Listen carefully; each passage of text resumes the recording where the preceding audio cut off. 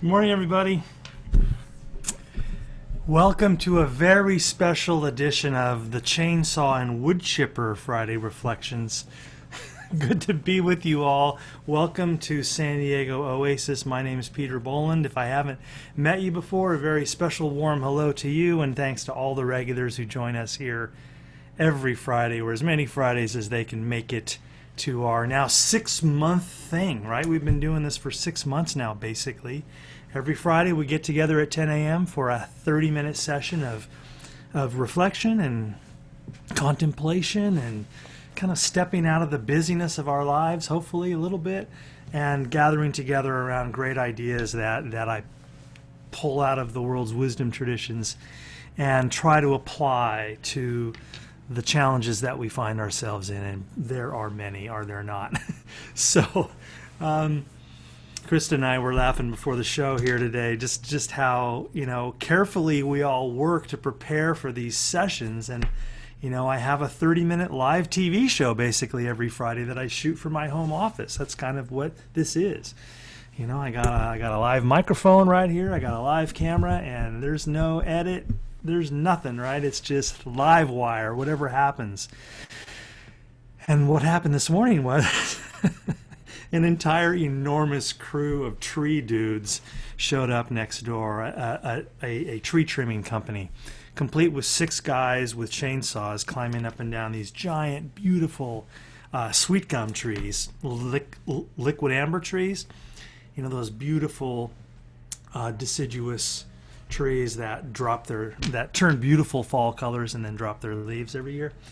There's a couple of beautiful ones next door, and there is an enormous crew of fellas with chainsaws crawling, hacking into pieces. And also there's a wood chipper, like in the movie Fargo, parked at the end of my driveway. Hopefully nobody falls in it, like in that movie. Where they're ramming all the... So it is the most cacophonous, crazy, noisy environment that I have ever heard. And so forgive me if I have to shout a little bit to get over the din, but I basically got the Norse god Thor outside slamming his hammer. And we'll do what we can. And plus the trash trucks are going by. I mean, it's epic, right? All I need now is like the smoke alarm to go off and my dog to go crazy because an Amazon guy shows up. So, being of a sort of philosophical bent, naturally, I twist this all to my purpose, and we'll get into that in a moment. But a couple of quick announcements before we proceed.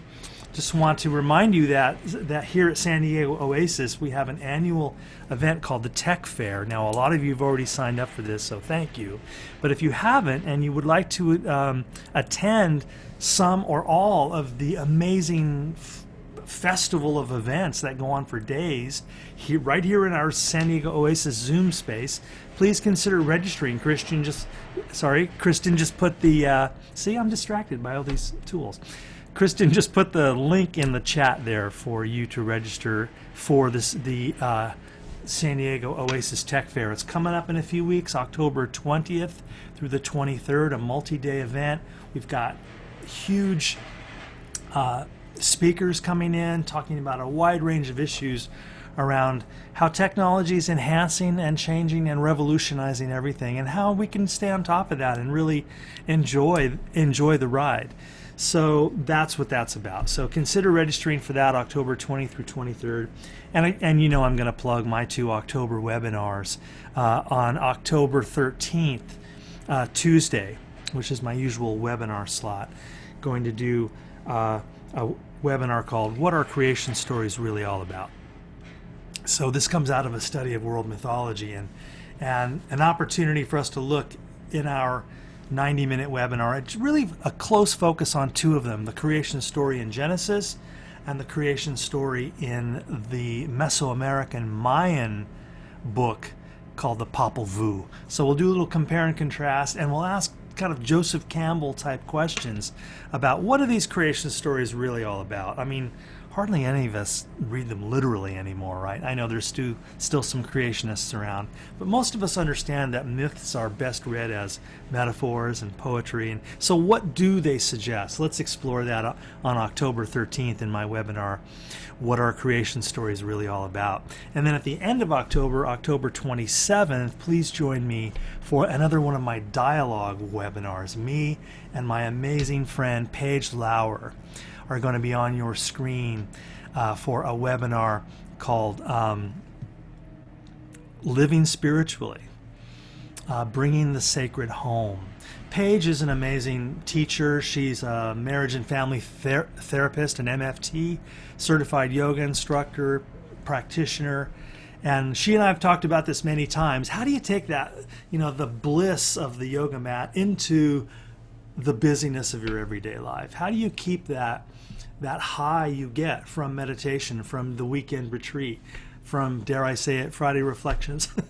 How do you take that edification and that wellness that we sometimes feel when we meditate, when we pray, when we do yoga, when we live intentionally and mindfully? How do we keep that going? How do we sustain that? So Paige and I are going to explore that, and it's a webinar with Q&A. So like we always do, the last third of the session is you and I, and you and Paige, talking through the Q&A function here on Zoom. So that's the 27th. Register for both of those. It'd be great to see you there.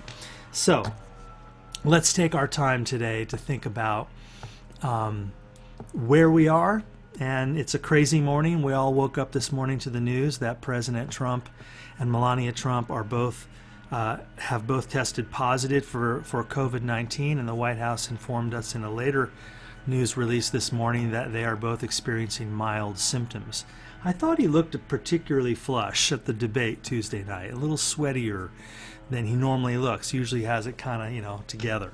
But anyway, we wish them well, and we are all reeling in the political ramifications, the sociological ramifications, the epidemiological ramifications of the strange turn of events. Joe and Jill Biden were quick to announce that they have tested negative this morning for COVID-19. So I'm not here to talk about our presidential election or COVID particularly, but this is just an example, isn't it, of the kind of ever-changing, dare I say it, chaos that you and I live in. It's just madness. And with 33 days till the election, it ain't going to slow down. It's going to get wilder and wilder. And so in a way, the sound of chainsaws and the sound of wood chippers is a kind of appropriate background soundtrack for the cacophony of the year 2020.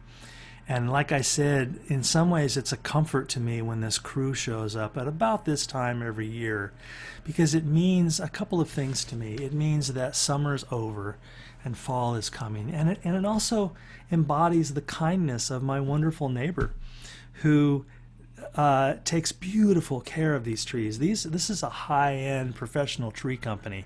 These aren't just a bunch of guys with saws.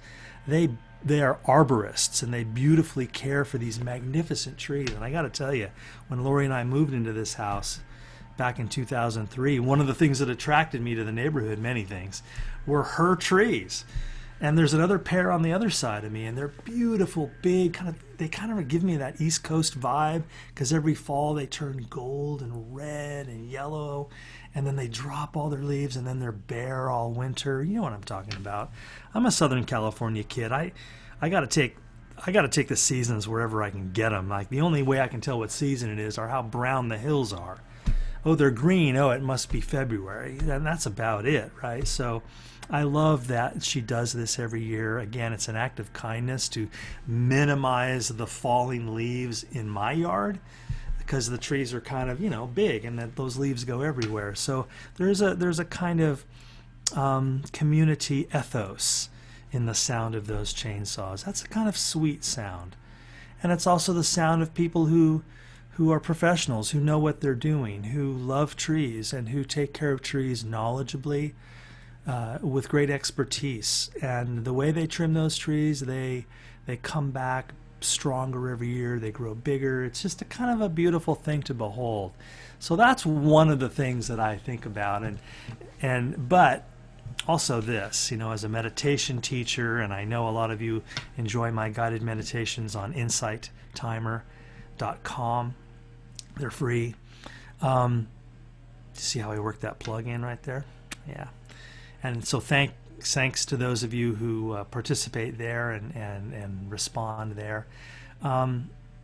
You probably know what I'm going to say next. The sound of chainsaws and wood chippers also reminds me of the incessant thought stream that you and I all live with. This ceaseless, insistent, relentless restlessness of the mind. It's just firing off ideas that Eckhart Tolle calls the thought stream. These thoughts that without invitation burst unannounced, shattering the stillness that is our natural state. And the wisdom traditions of the world, many of them, teach us that there is a boundless, spacious stillness right below the roiling, rough and tumble surface of things. And that stillness beneath the frenzied, chaotic surface is our essential nature. And we always carry it with us into every room we walk into. It is what we are. It is who we are. That stillness, that boundlessness, that spaciousness, what in the Vedanta tradition we call Atman, which is translated as the self, the universal self, capital S self. Not my private Peter Bolland ego, but the one divine consciousness in which we all participate. That's the Vedanta pitch, right? And you get that same pitch a little bit from Carl Jung. In Jungian psychology, the idea of the collective unconscious, that there is some mysterious way in which we are all connected, not physically maybe, but at the level of consciousness, of awareness, that there's something collective about it. And that's what our prayer and our meditation practices are about, aren't they? About reintroducing ourselves to that stillness within us. And for some of us, this is going to take a traditional form of worship, what in Hinduism we call bhakti yoga. We talked about that last week. Some people go to Mass, or they go to a Christian service and they participate in rituals like the communion or the Eucharist or confession. And for our Jewish friends who just wrapped up the holy days of Rosh Hashanah and Yom Kippur just a few days ago, and are in the first week of their new year on the Jewish calendar, this is a time of freshness, of hope, of starting over, of reconnection to stuff that really matters instead of the busyness and just all the noise of the everyday world, like these saws. So you have a choice, don't you, in every moment to pay attention to the surface noise, or to say, yes, I certainly hear that. I'm not an idiot. I can hear that. But I choose to shift my attention within, to the stillness within. Some people use meditation for this practice. I basically use every tool in the kit. So I'm all over the place, but I certainly have a meditation practice and a yoga practice and a jhana yoga practice. As a professor, every day I'm on this machine, and I use actual books to live with these teachings, to share these teachings with others. And so that's a yoga path. That's a marga, or a path also, called jhana yoga. And again, the meditation piece is such a beautiful piece. It's hard to do when the chainsaws are going, though. I probably wouldn't try to meditate right now. I'm not that good, I need a little help from the exterior environment. A little quiet would be nice. And I do have a pair of noise-canceling Bose headphones. Best $200 I ever spent. Not only do they make flying vaguely tolerable, because they cut out all the jet noise and I can hear the movie perfectly, or my music, but they also make meditation really great when there is nonsense like this going on. I could sit down on the couch right over here and put those noise-canceling headphones on, and I don't even listen to anything, right? I just turn them on and they cut out 90% of the noise. It's a pretty great tool. So again, talk about the tech fair, right? Using technology to build the kind of experiential realm that we want, that we intentionally choose. Not to let technology just drag us kicking and screaming into its new structures, but to consciously, intentionally design applications of technology that take us where we want to go, that enhance our humanity, not rob it from us. So that's what we're all, I guess, trying to do. So some of us get it in nature. I certainly am that guy too. I have to be outside for an hour or more every day, and usually more than that. It's a little hot these days, but I'm out there at 5 in the morning before the sun comes up, walking my dog. Beautiful moon set this morning, wasn't it? And sunrise. And it's going to be nonsense today. I don't know what part of the country you're in, but here in San Diego, it's kind of in semi-East County where I am, the La Mesa-ish area. It's going to go triple digits today again. So come on, autumn, but for now, it's a little hot. So to get outside in the dawn and to experience the stillness and to see the stars fade, there aren't words to describe how restorative that is. It just connects me to our ancient roots. Human beings have been walking around for 1 million years, and 99.9999% of that time we didn't have ceilings and electric lights.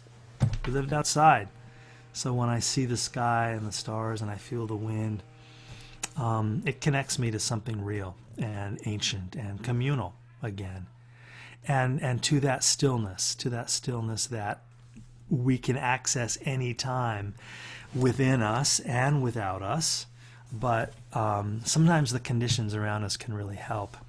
I've been studying this book quite a bit in my life, and lately it's the Upanishads. And so many of you and I have already participated in a study of Vedanta or Hindu philosophy and various passages from the Upanishads. I was reading the very first one today in this particular collection. This is the one I would get if I were you. The translator is Eknath Easwaran. And this collection of the Upanishads is a beautiful addition to any library. No, I'm not a commissioned salesperson. I'm just telling you, this book is awesome. And the very first Upanishad is called the Isha Upanishad, and it's Gandhi's favorite. And I'll tell you a quick story I often share about Gandhi. He was asked by a reporter once, "What's your secret? What's your philosophy of life in 3 words?" And without hesitating, Gandhi said, "Renounce and enjoy." Renounce and enjoy. Let's unpack that. And what he later said when he was pressed to elaborate was that that's basically his 3-word summary of the Isha Upanishad here in the very beginning of this collection of the Upanishads. Renounce means let go. Like the fact that as I prepared and set up for this session this morning and that crew rolled up next door, I had a decision to make. The old me, I got to tell you, would have been really upset, angry, anxious. My blood pressure would have went up. I would have felt lost, confused, resentful, and then eventually depressed. How can this happen to me? A lot of I, me, and mine sentences. Why me, basically. But now, it's not like I'm enlightened or anything. But now at least I have a couple of tools, and one of them is to go, oh, so that's happening today. and to let go. And to say, you know what, we're going to have Friday Reflections anyway. We're just going to do it. And it's going to be what it is. And maybe my microphone, which is a pretty slick microphone and is unidirectional. It's not picking up sound from all around. It's just picking up sound from right up front. That's what you need when you're a singer in a band, right? You don't want the guitar player's amp coming into your mic. You just want it to pick up your voice. So hopefully you're not hearing as many chainsaws as I am, because right now it is crazy outside. And hopefully you can kind of hear me. Let me read to you from the Isha Upanishad. So, renounce means let go, and And I'm reading the chat there. We are hearing. We are hearing any chainsaws? We aren't hearing. I'm not sure. It's a mystery. That's okay. Whichever it is. I mean, we are not. Oh, thank you for letting me know, Claire. So you're not hearing chainsaws. So I'm talking about nothing. So never mind about the chainsaws. It's my problem. So renounce and enjoy. Renounce means let go. Enjoy means, I think you know what enjoy means. Don't walk around like being alive is some kind of punishment. Like you've been sentenced to a prison for some karmic crime committed in an earlier lifetime. You know, it's pretty great being alive. So that is what renounce and enjoy means, and it's a beautiful summation of Vedanta philosophy. But let me go back to the text from which Gandhi extracted that three-word mantra, renounce and enjoy. You might use that in your meditation. I have. It's beautiful. The Lord is enshrined in the hearts of all. So begins the Isha Upanishad. The Lord, again, is a kind of a devotional way to talk about Brahman, you know, ultimate reality. Just to put it simply, God. The Lord is enshrined in the hearts of all. The Lord is the supreme reality. Rejoice in Him through renunciation. Let go and let God. And by the way, in Vedanta, this possibility is open for atheists too, because you don't have to believe in a literal God to participate in this Vedanta perspective. All of the gods are just part of Maya, as we were discussing last week. You could take that perspective in Vedanta. So don't get thrown off by the God word. If you have antagonism toward devotional religion or theism, don't think that this isn't for you. Just whenever you hear the word Lord, just think of ultimate reality. So again, I'm reading from the Upanishads, and the translator's name is Eknath Ishwaran. We don't know who the authors are, right? And I'm reading the first one called the Isha Upanishad, I-S-H-A. So rejoice in Him through renunciation. Covet nothing.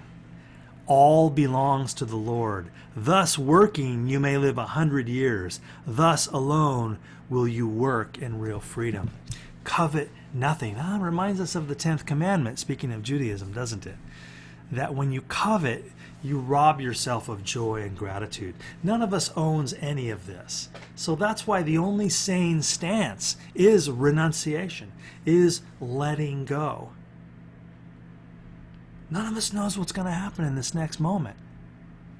When the chainsaw crew shows up at your neighbor's house, or when the COVID diagnosis goes this way or that way. None of us knows, so the only sane stance is to let go and to trust. And in fact, more than trust, to experience ananda, experience bliss, joy in the freedom of realizing you can put down the burden of trying to run the world. You can just let it go. Those who deny the self, those who deny the Atman, the God within, are born again, blind to the Atman, enveloped in darkness, utterly devoid of love for the Lord. The Atman is one, ever still. The Atman is swifter than thought, swifter than the senses. Though motionless, he outruns all pursuit. Without the Atman, without the self, never could life exist. So there is this sense that there is stillness in the center of motion, and there is motion in stillness. Both things are always happening. And to realize that forms come and go, but the underlying reality is without birth and without death, birthless and deathless. As Krishna said in the Bhagavad Gita, we were never born and we will never die. The we meaning the Atman within. Not Peter Bolland and not this body, that's all temporary. But in a deeper sense, we are going to find a way through that. So that it's a short Upanishad. I could read the whole thing maybe if I read real quick. It's just 3 pages long, but I'm not going to bother. Let me just grab a few more lines. Those who see all creatures in themselves and themselves in all creatures know no fear. right? Those who identify with all beings and identify all beings with themselves. Know no fear. When you overcome your slavish attachment to yourself, to this life, this body, the conditions that should be happening. I should be able to work in silence here during Friday Reflections, but I don't get to have that.